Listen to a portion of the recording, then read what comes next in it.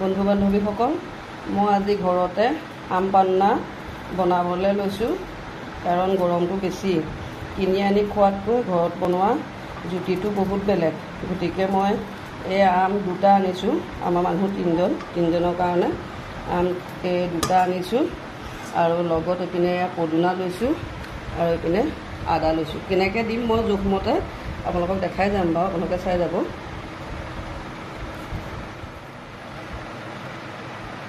আমকেইটা মই ধুনীয়াকৈ গুচাই মাজৰ পুলি চুলি গুচাই ল'লোঁ। এতিয়া এনেকৈ সৰু সৰুকৈ ইয়াতে কাটি লৈছোঁ।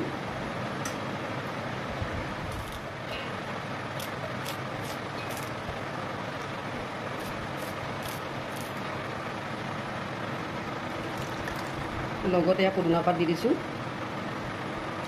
এইপিনে আদা দিম কেইচকলমান, 3-4 চকলমান দি দিম আদা।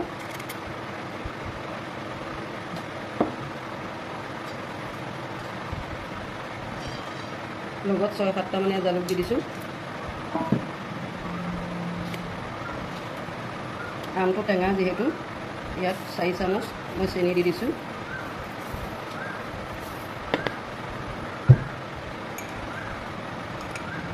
সোৱাদ অনুসাৰে এইটো নিমখ দি দিছোঁ।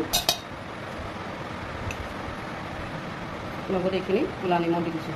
আপোনালোকে জিৰাও দিব পাৰে, কিন্তু মোৰ জিৰা ব্যৱহাৰ কৰা নাইও আৰু ব্যৱহাৰো কৰা নাই, আৰু কোনো ধৰণৰ কালাৰ ইয়াত ব্যৱহাৰ নকৰোঁ। গতিকে মই এতিয়া এইটো মিক্সিত, এতিয়া মোৰ এয়া আম পান্না ৰেডি হৈ গ'ল। এটা জাৰত মই এয়া বাকি লৈছোঁ, দেখিছেনে? আৰু ইয়াতে এতিয়া মই আপোনালোকে বৰফো দি দিব পাৰে, ফ্ৰিজত যিখিনি বৰফ জমা থাকে তেনেকৈ বৰফ বনাই পেলাইও দিব পাৰে। মই ফ্ৰিজৰ ঠাণ্ডা পানী দি দিছোঁ। আমাৰ 3জন মানুহ যিহেতু এইখিনিয়ে হ'ব।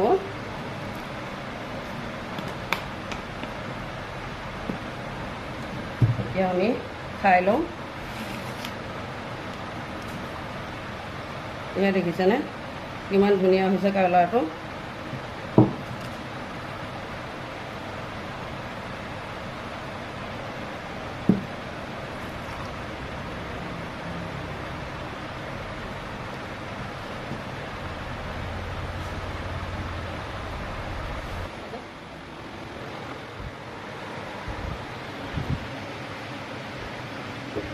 ইমান মজা লাগিছে।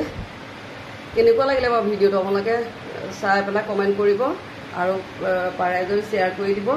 আৰু আপোনালোকেও এনেকৈ বনাই খাই চাবচোন, বহুত মজা। কিন্তু দোকানৰ পৰা কিনি অনাতকৈ ভাল।